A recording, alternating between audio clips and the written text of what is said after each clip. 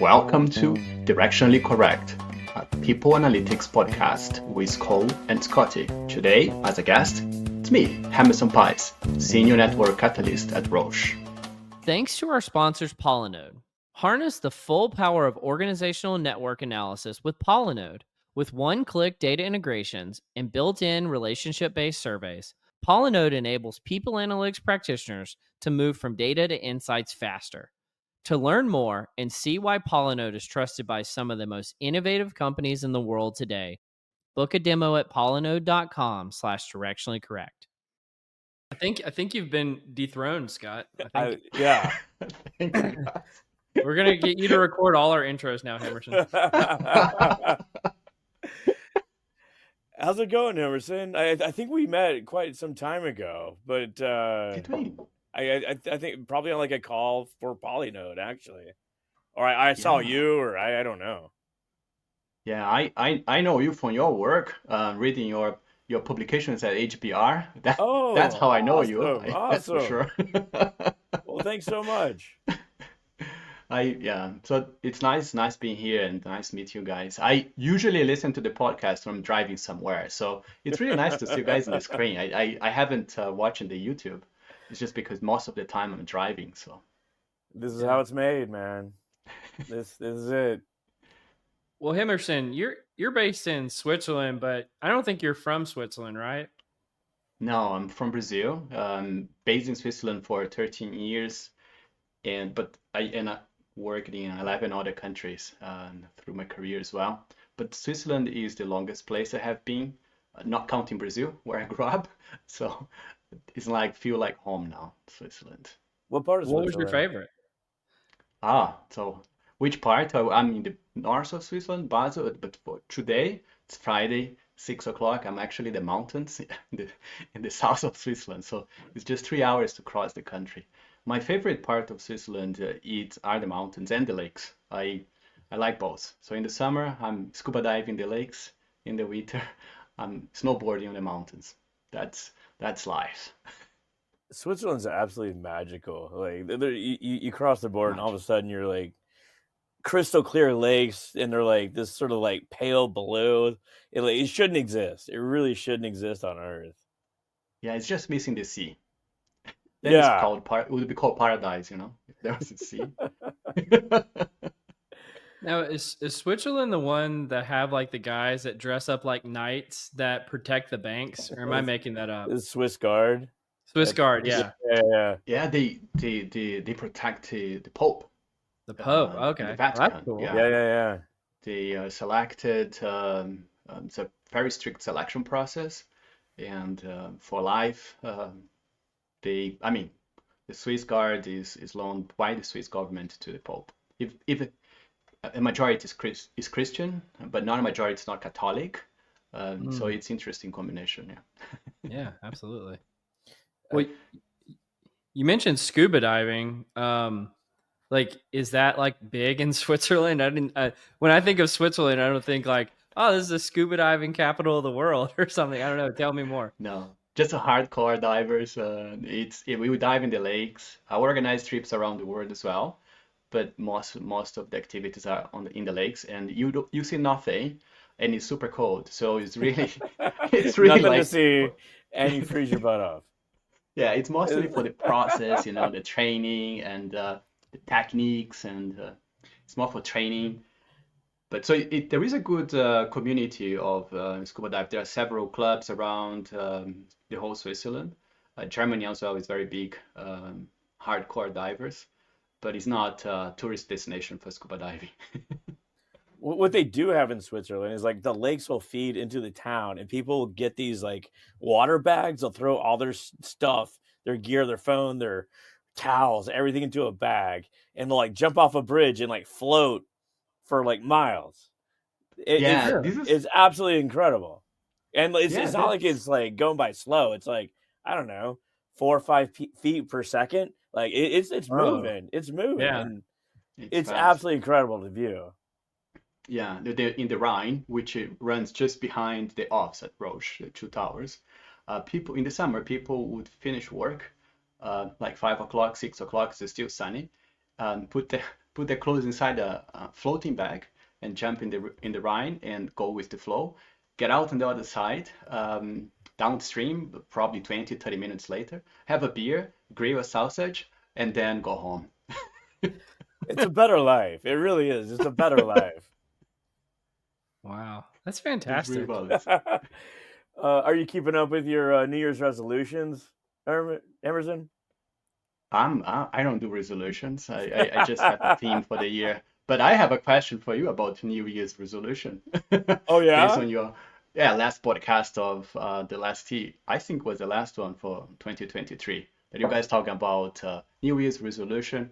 And I was very intrigued, Scott, by your project of building Harry Potter live Oh portraits yeah. programming. And I was curious if you had to do one from Cole, which kind of funny movements we would pick up there? What we would program there that is code characteristic Cold movements? characteristics. A quick update.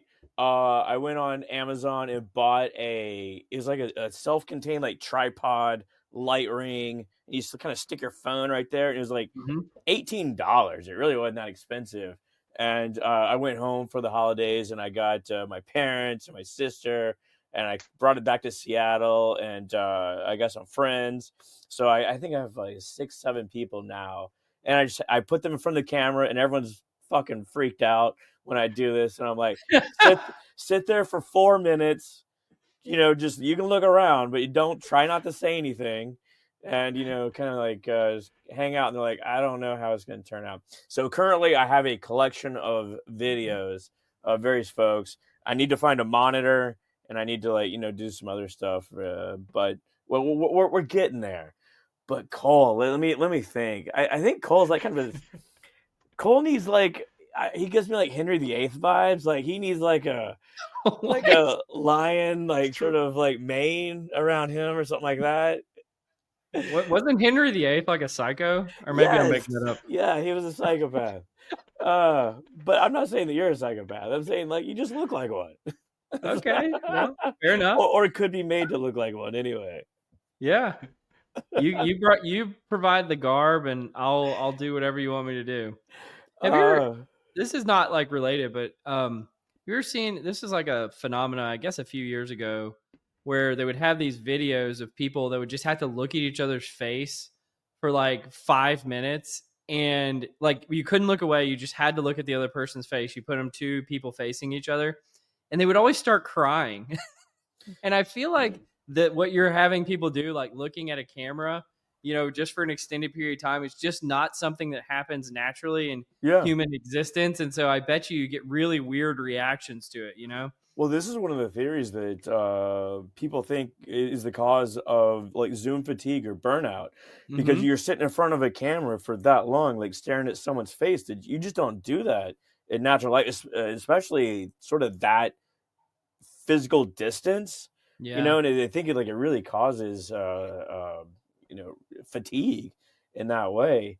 Um, so I mean, like I could definitely. I can't imagine having a mental breakdown, like where I start crying, like looking at Well, I think somebody. it came from like a place of empathy. But what my point is, I don't think if you would have asked any of the people who participated before they did it, that they would break down and start crying during the middle of it.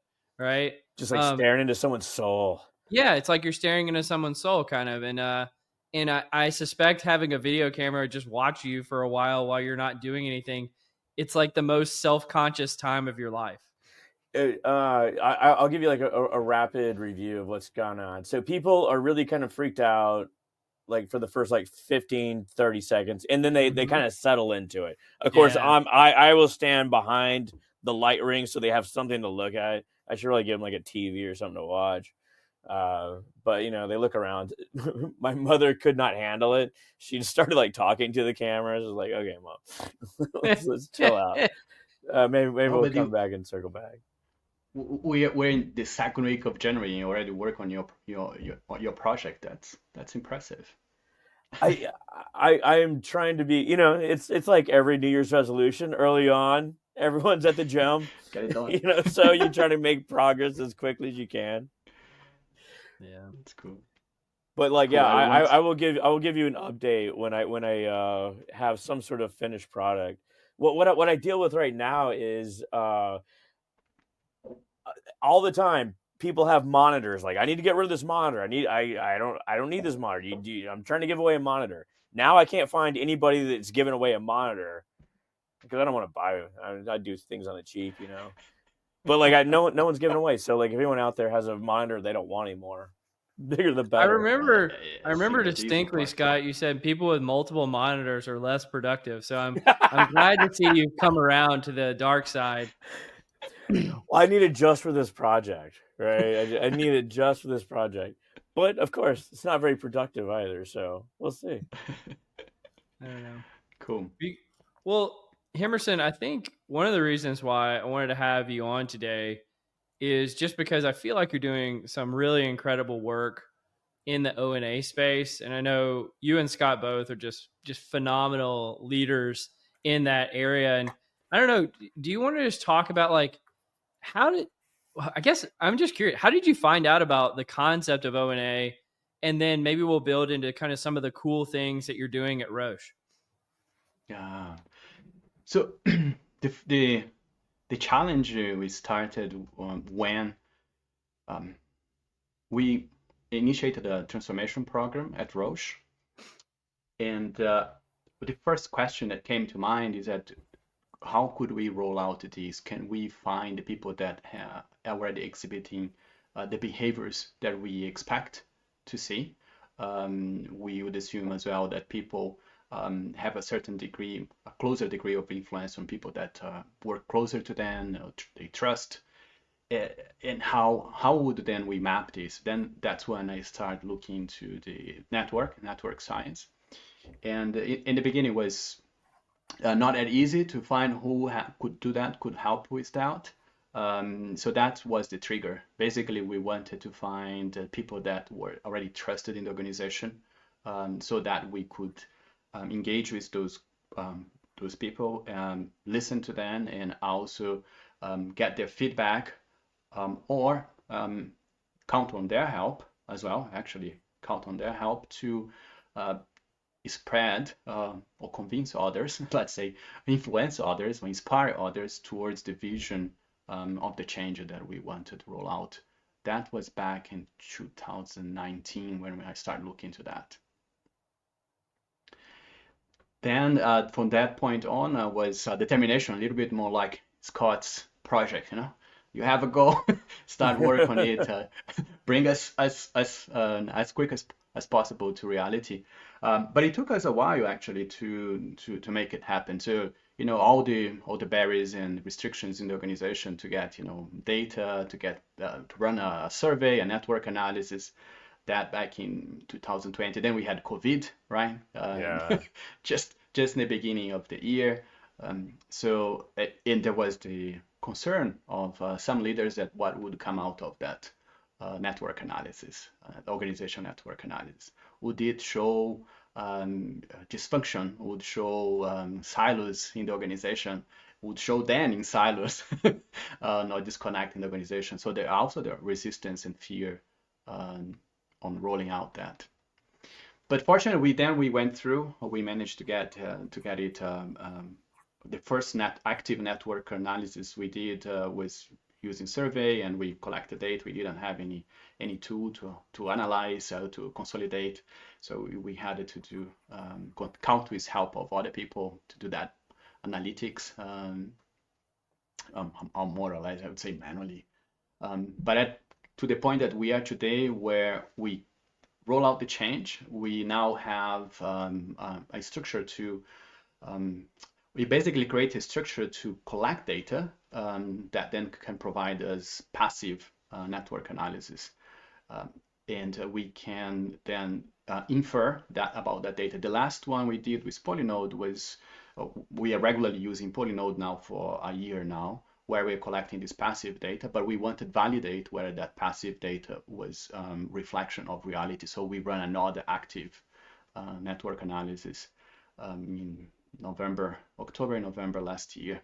And then we are comparing if the results of the active network analysis confirm or discredit the data we have from the passive data. Wow, you're getting like really deep. Like you guys are full on into this, going from like just a kernel of an idea and like you selling it to leadership, then conducting active network analysis, then what kind of passive data are you collecting on individuals?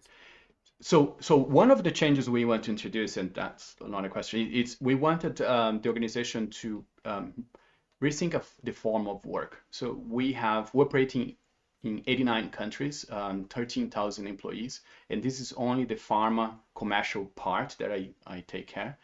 And what happens sorry, Scott, I need to set a little bit of business context. Sure. What happens is because the healthcare system is very locally oriented, so policies are local policies, doctors are local, hospitals are local. A lot of the work takes place, a lot of the collaboration takes place locally. So our team or commercial teams or medical teams are engaged in introducing a new product in the market, or they are supporting the scale up of a new therapy. They would engage locally. And then what will happen when we are dealing with 89 countries is that even though we have the same innovation technology to disseminate everywhere, the skills are not equally distributed. So there are countries that will not have conditions even to recruit people with certain skills because there isn't that skill is not available in the country.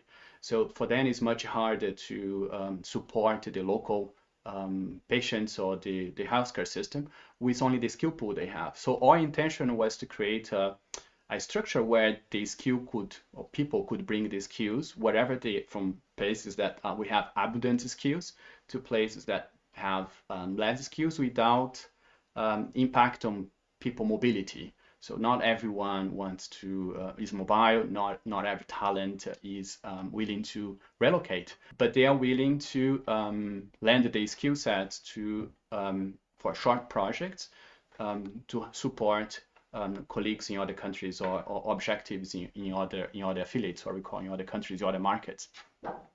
So in order to do that, we wanted to create a space where people could launching challenges or opportunities or initiatives in a platform, and people could then sign up for that. So basically, we wanted people to start collaborating across border and across functions more than they were doing before. And that's the data we're collecting today. So the structure, the change we did, and the platform that we introduced enables us to see what is happening in terms of needs. People raise the needs. We need a digital marketing specialist, or we need to develop a campaign for a launch of the product ophthalmology in country X, and then people that have that skill set, they would sign up for that project. So now we can map the work, the units that are forming around the need of work, and we can map the skills that are flowing to that work and the skills needed for that work. And we can understand people through the active network. We can also understand those people that are critical to the collaboration of individuals. We can see also that from the passive, but we confirm through the active network analysis. So basically, we are mapping, we are having an X-ray of the dynamism of needs that are not fulfilled in the organization or have a lack in certain regions, and how that is flowing or not flowing for that part of the organization. That's fascinating. I'm wondering, one of the things that I got to attend a webinar you did recently, Hemerson, with Polynode, where you were talking about some of the work that you got to do using ONA. And one of the things that came up, and I've never heard of any other companies that were doing this, is because you guys are so focused on using ONA for collaboration and kind of bridging barriers that may have not previously been bridged, you're actually sharing ONA data directly with employees. And I very, very rarely hear, or I say rarely, I've never heard of anybody doing that. And so can you talk specifically about how that has gone about and how you were able to be that progressive in this space of using that type of data and scaling it directly to employees? So we just started with that approach as well, Cole. It comes also from the principle that we have we want people to have the autonomy, they have the intelligence that they need to make the decisions that they need to make. We also found back then in 2020 when we did the first network analysis, we did interview with people that are central to the collaboration of clusters, or they are building bridges between clusters or silos. And we try to understand what are the behaviors that actually they used, why they were so important to the collaboration of other individuals. And we invited a group of them to design what would be the principles and the conditions for enable better collaboration, or better and more effective collaboration across border. And the principles, one of the principles they came up with is super simple. The need to be visible, so the project can be visible. The skills need to be visible, the skills that are needed and the skills people have. But also need to have transparency about what's going on. So, and to fulfill this basically to fulfill these three requirements, no better way than actually provide the visibility to the employees about the collaboration that's taking place using network maps and the data that we have about the collaboration. We also provide becomes very strikingly visible what is the lack of some skills that we have, overload that some people are facing because the rare skills that they pursue. And we also work in helping them to develop capabilities to deal with that overload, because once you remove those constraints or those barriers of the traditional structure of a job description where people only have to work on demands required by the line manager, now the demand is coming from anywhere. It's available and people can find. The reputation, we also saw that the reputation spreads faster, and people that are participating in these projects are 4 times more likely to be recognized by these skills and capabilities. And because people are working multiple projects, that reputation goes faster, is spread wider in the organization. So then it's a new set of skills that people would have to acquire. But the best way we find to make that, to give them the tools and the information, they can decide by themselves where to put their effort, which projects to say no, because there are alternatives that they could work better. It's by providing the full information straight away. I think that's one of the myths that people have about collaboration. They look at like a network map, or just like look at their colleagues and be like, well, that person's really extroverted, and they're just like very charismatic. That's why they can make their way to the center of the network, or they can influence this sort of stuff. But people have a choice in the network to make themselves more central or more periphery if they want to. Like look at Cole. Like he made a choice like a couple of years ago to like, hey, I want to make a name for myself. I'm gonna go start meeting with a bunch of people, and therefore he's become the popular, handsome, glorious figure that he is. but in reality, so weird. Yeah. But in reality, it's a skill. Just like if you want to learn Python, you go out and like you take some training courses, you learn how to do Python. Like it sounds like your company is giving people the training to learn how to put themselves out there and make their way in the network. Yeah, and they can also find what we see as well. They can use the same data to find colleagues that have worked already in similar project. They have sometimes even that technical and pragmatic, Scott. Like who else is doing this, have the same challenge and already working the same thing, or who has worked already. And now this person is, I don't know this person, but this person worked with code, which I worked in previous project. So let me reach out to them, maybe Cole can introduce me, and then we can I can get that person help in the challenge I have now. And so I think that's one of the fallacies surrounding network analysis as well. That like it's only good for one thing, like i.e. like identifying influencers. So these people are key in the network, and we're gonna go tap them, and they're gonna disseminate information or whatever, and it kind of dies on the vine. But once you have that network map, there's all sorts of things that can happen, i.e., like identify other folks that have a common set of behaviors that relate to a common set of outcomes. Identify these figures that have gone through it before, org planning, org design, like you kind of mentioned on there before. I mean, it's just like a wealth of information that comes from this one data set. Agreed. Well, I'll say one thing too here, and I'd love to get your perspective on it too, Hemerson, is the differences in the richness of data that you can get from active or passive techniques.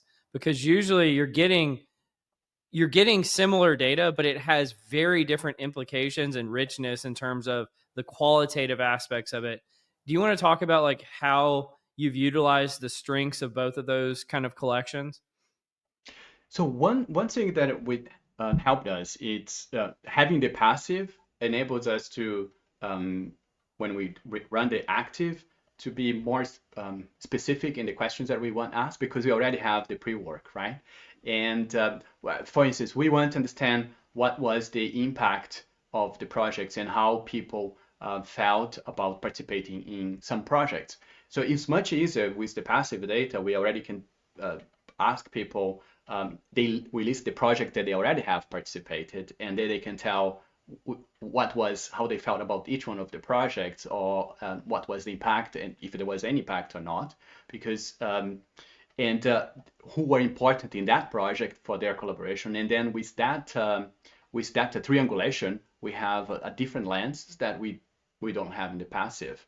But the passive helped the data that we have through the passive network analysis also help us to ask, I would say, deeper questions than we would do with only having the active.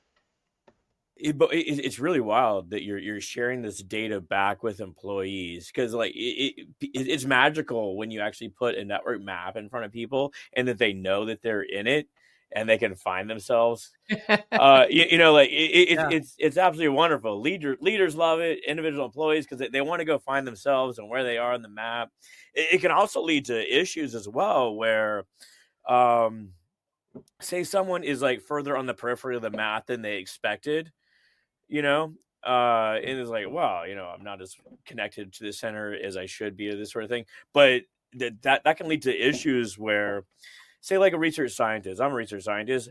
If I had as many like calls as like a salesperson, I would fucking shoot myself. I would never get anything done. It's a good thing for some people to be on the edge of the network, and it's a good thing for some people to bridge groups. You don't need 45 people bridging groups, and it's sort of the magic of the network map, right? But everyone loves it. Everyone loves it. It's also dangerous. That's all I'm saying. I bet you after this podcast is released, you're going to see a slew of people trying to copy the great work that you're doing, Hemerson. So I'm glad you're putting it out there in the world. But if there was one thing that, like, one distinct impact, or it could be a few impacts that you feel like this has had directly on the business that you are the most proud of, what would that be? The pieces that I'm more proud of are the personal, the impact that has in people as well. So like Scott mentioned, we just shared with some colleagues that have the job of connecting other people, and we shared the result with them, and they see how well they are doing. Like they have their brokerage score, that they get satisfaction from that. They feel like we did a good job, the last 2 years. And we have colleagues also, we talk to them about this form of work, and they say that changed the way they work altogether. In the past, they would be passive, waiting for some requests from the line manager. Now they know that they can develop their career in any direction they want, but they need to be active. They need to take ownership for it, and they are doing. That's what changed the life of many people. Instead of they said, okay, there is only one career path for me, one journey. Now they see many other options. They can contribute with the skill that they have, and they can develop new skills for impactful work. And this is testimonial that we get from our colleagues. So this is what I'm most proud of. Actually changing individual employees' lives. Yes. We could win a Miss America pageant right here. I love it. Changing people's lives. You know what? Kind of What? switch gears here for a second. One of the things that I found out in preparation for this podcast, Hemerson, was that there were no Waffle Houses in Switzerland. And No. so what we wanted to do, we knew you were a fan. We wanted to dust off an old Confusion Matrix segment called the Waffle House. The Confusion Matrix. So do you have a Waffle House for us today, Scott? I mean, like in honor of Hemerson, we'll call it the Stroop Waffle House, right? It's true, boss. Right? No Waffle Houses. I mean, like, okay, just could do pancakes or waffles just very quickly. Yeah. I had to Google. First time I heard you guys talk about this in the podcast, I said, what is this? Is it a real shop? Is it a real brand, Waffle Houses? It's absolutely magical. Cole owned one at one point. I did not own one. This is not true. All right, Hemerson. The rules are simple. You know, you just kind of waffle on a topic. And the topic today is either take a friend on a family vacation or join your friend on their family vacation. Ooh, this is a good one. Both. Oh, you just want all the vacations. You said vacation. That's the only thing I heard. Friend and vacation. That's Which is better though? Like which would you prefer? I can deal with all the dysfunctional families well, so I think I probably will join his family. But I don't know if he or she can deal with my family. Oh. So it's safer. Yeah. See, I was thinking like home turf advantage sometimes is better. Like, do you want? It's like, well, like I feel like on a vacation, there's always this moment if it's very dysfunctional that, you know, one group just says, screw it, I'm going off and doing my own thing for a little bit. And Yeah. I feel like you have more kind of autonomy to do that with your own family than if you're with somebody else's family. So I don't know. That's kind of my thinking. What's your perspective, Scott? Boy, it is a waffle, right? So like if you have someone else as a guest with your family, like you know the nuttiness of your own family and the idiosyncrasies, and like I feel like you're always playing defense, right? You're always like trying to guard or like trying to pretend like you're normal when you know you're not. But you're not. You know, this sort of thing. And you know the pitfalls that are like going to get you in trouble, this sort of thing. I could personally like blend in with another family, but then like once you start seeing that they are not the people that you expected, or like they're not into the same things that you were envisioning, you just kind of want to get away, right? I think you said this before, Scott, where like traveling with other people is like the best way to find out about like their character. Or like whether you would hire someone or something like that, and oh, that's just the actual process of traveling, like going through the airport. Oh, okay. I thought it wasn't like you're actually on the vacation with them. Oh, well, I mean, I have found like as an adult, friends traveling with them, and just be like, you know, maybe y'all want to go to bed at 8 p.m. Whereas like, hey, we're going to, you know, I go to the club all the time, Cole. We're going to party. Yeah. Like lean into it, man. We're going out. I think it's a good thing. Traveling with people, going through the process and all the unforeseen situations and see how people handle. Yeah. And, you know, flights canceled and queues and your seat, your assigned seat is occupied by another person. That really when you get to know people. Yeah. Oh, absolutely. You put a little cognitive load on them and a little strife, and just watch them. Yeah. You want to see somebody lose it? Just have somebody else sit in their seat on the plane. What if like your friend that you're bringing along like is kind of a jerk, Hemerson? Like they got a bad attitude. Shit, you're doing this. Yeah. Really tough. We gotta make it tough. Well, you got to waffle. That's why you waffle at the waffle. Yeah, someone sits in their seat. They start getting a bad attitude. They start like griping at you, and you're like, "Damn, I'm with my family here, and you're being a jerk." Yeah, that's why I would be with his family. Then okay, you can be the jerk.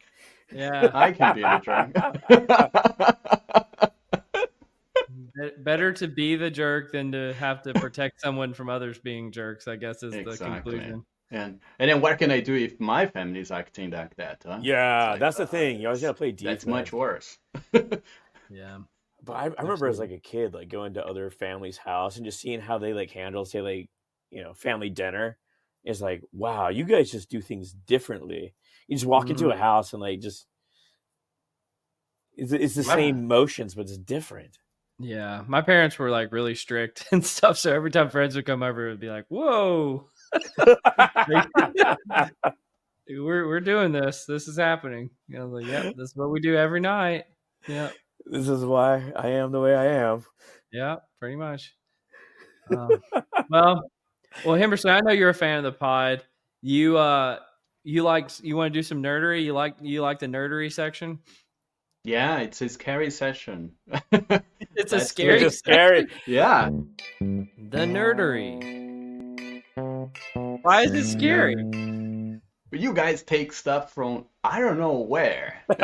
Some very good stuff that later I read it, but I said, "Wow, these guys get this stuff from?" It's like it's yeah. Let's do it. Let's do it. Yeah. So you're a listener. We don't really get feedback that often. Like, are you more of a interview guy? Do you enjoy the first half of the pod, or more like the second half, the nerderies? I think you guys bring a lot of good things in Nuttery as well. That's why it's scary for me being here, but I love when when you put other people on it. So I like both parts. Yeah, when you have very good guests, it's we learn so much from both parts because you put them on spot on tough stuff. Well, we find that people are one or the other. They're either interview people or nerdery people. Yeah, for sure. Oh, It's you you know, you got to take what you can get though, right? But I think the first one we have Scott is for you. I thought this is actually a pretty cool find about burnout contagion amongst teachers. I don't know, do you want to intro it? I figured you're gonna go the one that's like never go first. It seems natural. That's actually sorry, dude. That was teed up for me and I just didn't even do it. Sorry. Here, let's switch gears. Here, I'll do the never go first, just because I got to do that. All right, let me share that one. Hold on, give me a sec. So this is order effects in the results of song contests. So the authors essentially noted that during these like song competitions, it's called like Eurostar or something like that. Eurovision and Midway. Eurovision, where the order of the contestants predicted their final rankings, but in the reverse order, so that the later you go in the contest, the more likely you are to receive a higher rating. And it should be random. It should be just kind of all over the place. But someone decided to investigate this, and they found that not only did the expert judges rate people lower that went first, but also the television audience, so the non-experts, sort of fans in the audience.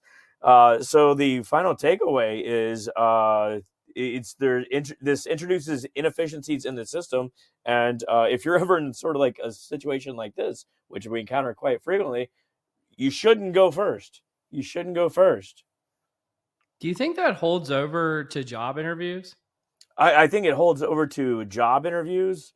Absolutely. Like, so think about like So you want to be last? you, Because I always heard there was like primacy bias, which was the bias for the first candidate, and then the recency bias, which was the bias for yeah. the last candidate. But it sounds like this is saying that recency bias strongly outweighs going earlier in the process. I think it's a calibration effect, right? So like when you first you need to hire for a role, just role X, and you start getting resumes in, and you're reviewing them, and like that first one's like, oh well, they're not even remotely qualified. Then like after you start reading a few more, it's like, oh my god, no one's like remotely qualified.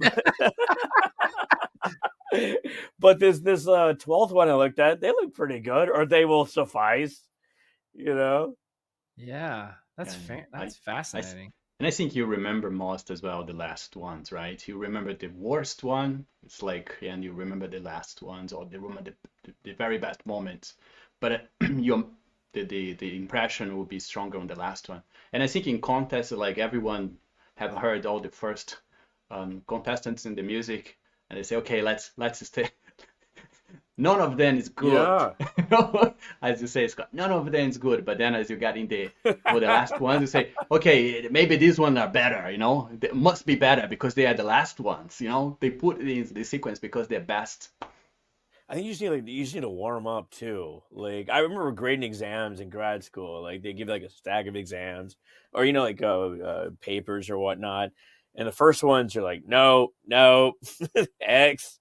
Then over a while, like the grading just kind of eases, and you need to go back and regrade the first ones just because it's not fair at that point. But I mean, it has implications for like say like if you're going to present alternatives to a senior leadership. Mm-hmm. Like here's one alternative, here's another alternative, here's another one. That first one may not be the best based on perceptions, but it may be, They will not even remember the first one. Yeah. That's the thing. Depends on the time. Okay, I remember the last one, and then you put 3x3, the three in a slide. They will only they'll remember better the last one. That's it. Why at least absolutely that's the strategy. This is, I mean, as you guys are talking about this, I'm sitting here thinking, this has really profound implications. Like absolutely. Yeah, and I wonder how many things in our lives or just a random person out there's life were impacted either in a positive way or a negative way just by pure ordering effects of trying to get a promotion or trying to get a job or trying to get on a board of a committee or something like that, like anything that had some kind of selection effect to it. And oh man, that is just it introduces, like, one of the things I always tell people if they're looking to get a promotion at work, and it's not exactly aligned to this, but I say it's how you perform, it's what people say about you when you're not around, and luck and happenstance. And this absolutely falls under the luck and happenstance thing. You don't have any control over what order you go in, generally speaking. And so, man, it's just so crazy how things like this can really make profound impacts on someone's life. I mean, this is where something like AI can really help. Like, say, like automatic weeding of resumes. It's like grading A through C or whatever, and where like you essentially ban the resumes, so all these are going to be the same. It doesn't help in the order that people actually review them, but maybe it does level some playing field as far as actual qualifications. Yeah. Wow. Yeah. And assign the interview schedule randomly as well. Still the last one have a better chance. Right? Always go last. Well, it is the beginning of the year, so hopefully we just kind of came off some holidays. Hopefully we're not feeling that burned out. But you want to do burnout now? Let's do some burnout now. Do some burnout. Cole leading us into it like a pro. I'm trying. I'm doing my best. So burnout is thought to be contagious, but it's obviously difficult to study from an individual perspective, actually just, asking people what they say on a survey, this sort of thing. But this study investigated how interactions among 931 teachers resulted in the transfer of feelings and burnout. The results show that burnout contagion takes place among strong relationships characterized by frequent interactions and embeddedness in the network. So they actually went out and collected active network data. They asked 2 questions. I can't remember what they were off the top of my head. But they also asked, how frequently do you interact with this person? And embeddedness was measured by, do you have a mutual connection? So like I say Cole, Cole says me, but also a third person in common. So we're both friends with Hemerson as well. So that's actual embeddedness. Anything else here? Emotional contagion is more contagious in these sort of expressive relationships. And interestingly, the feelings lasted for 2 years. There's a 2-year lagged effect on this thing. And the implications are that people should think about the social context for potential feeling negative in strong relationships, but also just adding more social support is not necessarily a good thing, because these social support relationships can actually make people feel worse. because they get these sort of like deep ingrained feelings of burnout from their peers. It's really fascinating. Yeah, it's like It's the cloud hangs over one person and then they interact with another person who's supposed to provide them with support. And then the cloud starts hanging over that person too. Yeah, It's like, absolutely. yeah. How do you yeah, you fix have this? Like, to me, the implications of this were quite depressing. It's like there has to be Yeah. some kind of wall that you can stop the spread of infection of burnout in an organization. I don't know, but it just seems like that, like, if well, and it also made me think about the definition of like what is burnout. Like, is burnout having just a bad day, or is burnout having 10 bad days in a row? Like, and, and so I started thinking about this, is like, this is fascinating, and how much impact does one human being have on another? And it sounds like a lot. And so I was very curious about this. especially um negative, right? And Hmm. negativity spreads faster. Feelings of sorrow or sadness go faster as Yeah. well through the embedded network. I think the best thing is for people to seek. Although these reports say people should not seek support, what I think is not necessary from those close to them, who are also affected by the same context. They yeah. kind of need to open their minds or experience something that from different context. Um, that's why I think also is important to have all the networks, right? Be part of all the social systems. Like we do have these communities, hobbies, or like in the diving club we do is it's a little bit to balance that, right? We meet when we meet, we never talk about work. It's more fun. And people, if you're depressed, they do that exactly to forget the conditions that they are going through. I think that That's a that's kind of absolutely moral support. critical, right? So, people get caught up in these sort of echo chambers without an outlet, and it just becomes a self-reinforcing sort of thing. Alex Pentland talks about this, that you get these sort of herding behaviors, and this is like just another form of Yeah. herding behavior.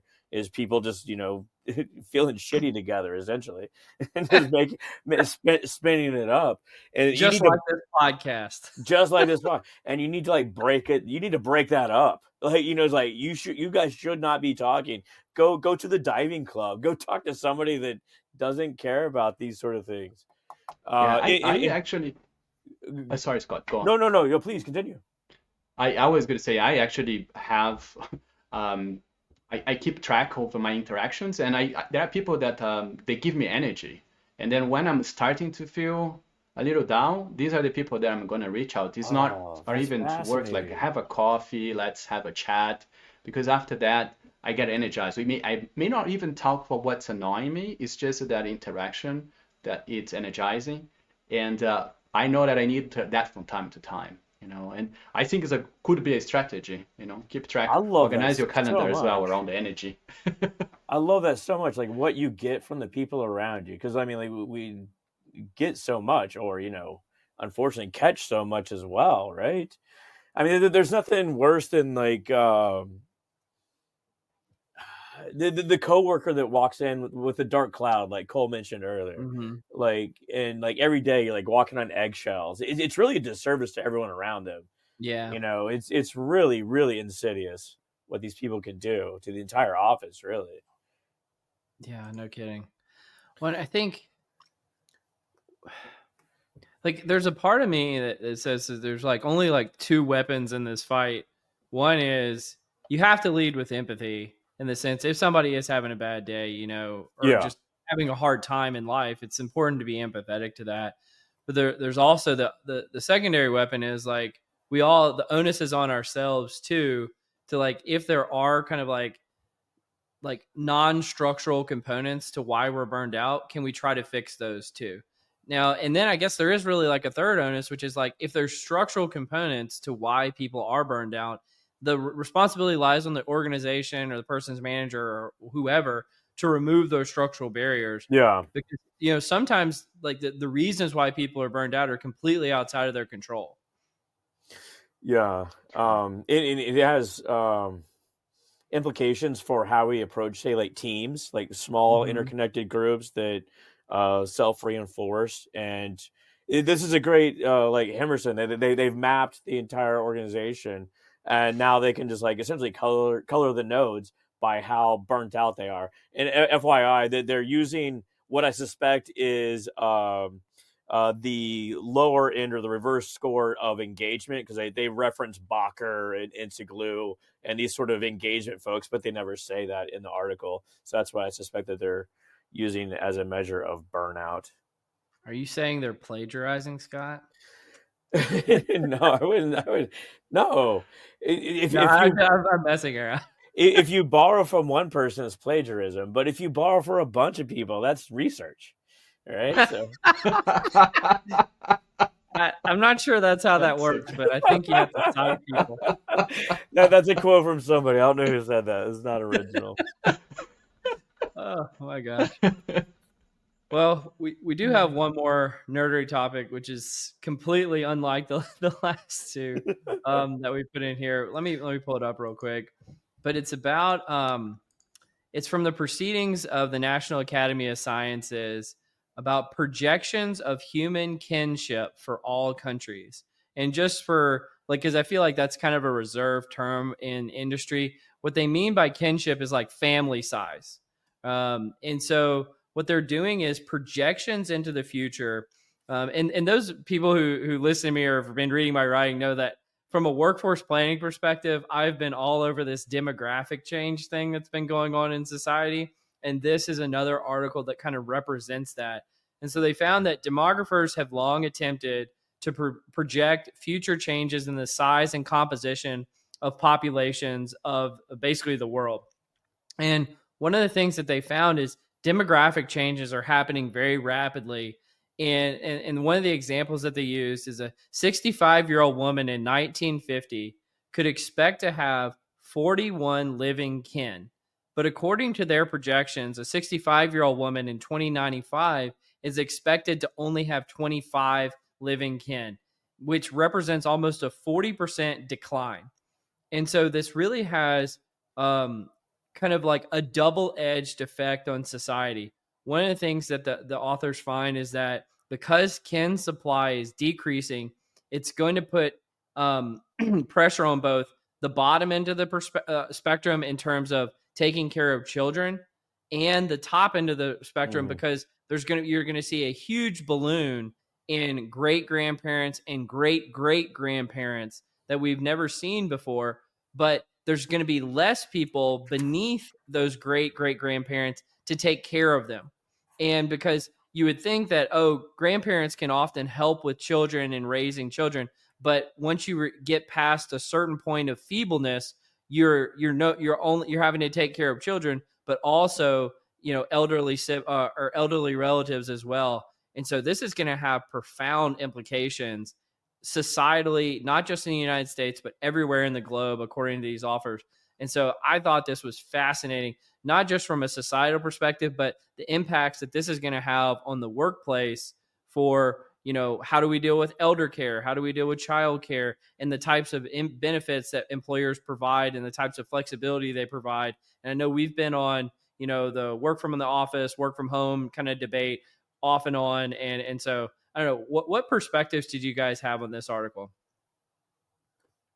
When you talk and actually I saw the summary, it sounds very much like what's already happening in China. Yeah. I worked in China for 7 years, and that was the situation people would report, and they would have demographically, they would have to work, take care of their kid, and there are four grandparents that they have to take care, and they usually would live in the same house, um, which could be one of those scenarios, Scott, like you bring a friend, Yeah. you know, vacation to your family, and then you have all your grandparents there. It has implications and considerations for how empathetic you are, which kind of benefits you provide.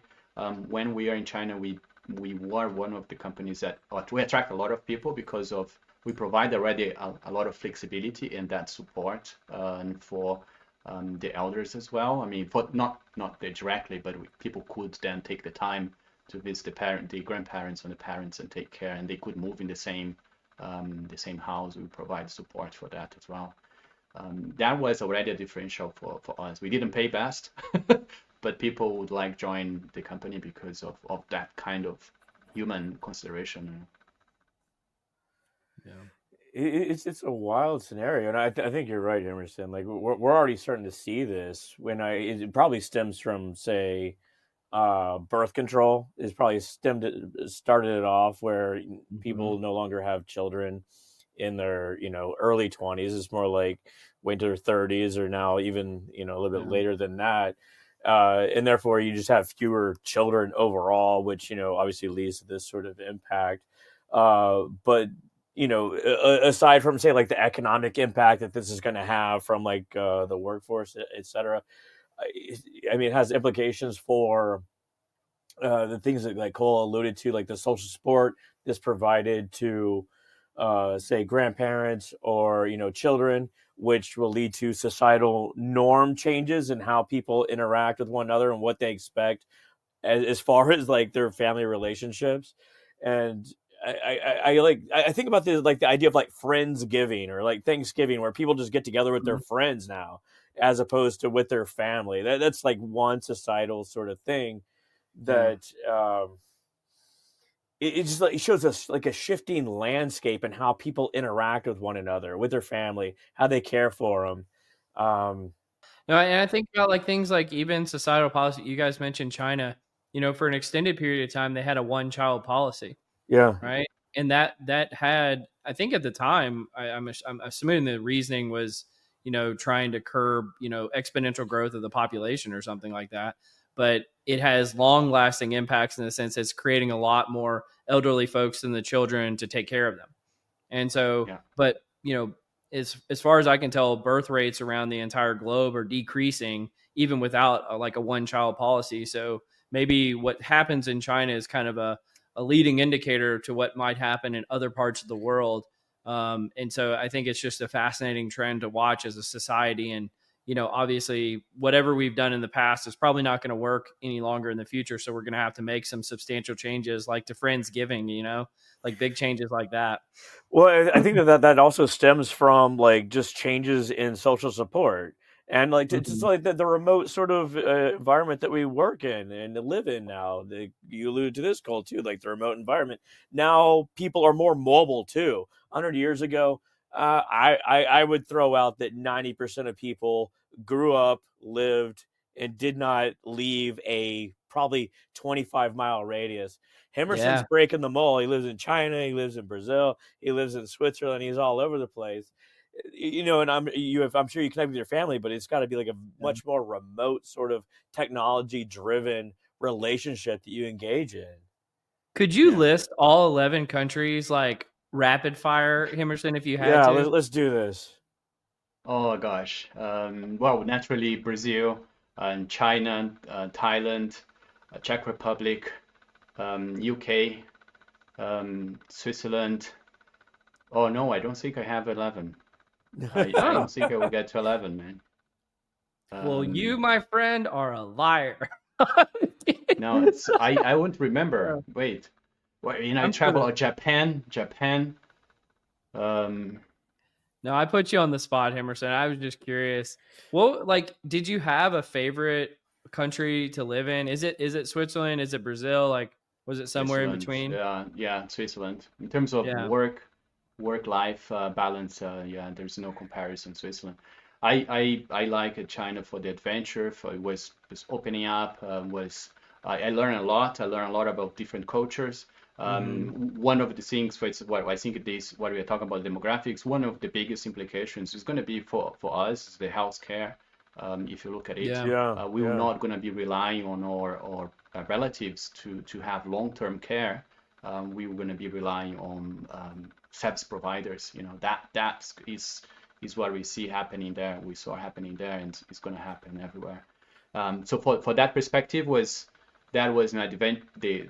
Was really mind-opening to experience that different culture. But in terms of life balance, it's still I like Switzerland. From a quasi network analysis perspective, like how would you like compare like the collectivistic nature of these cultures and what they Oh yeah. bring?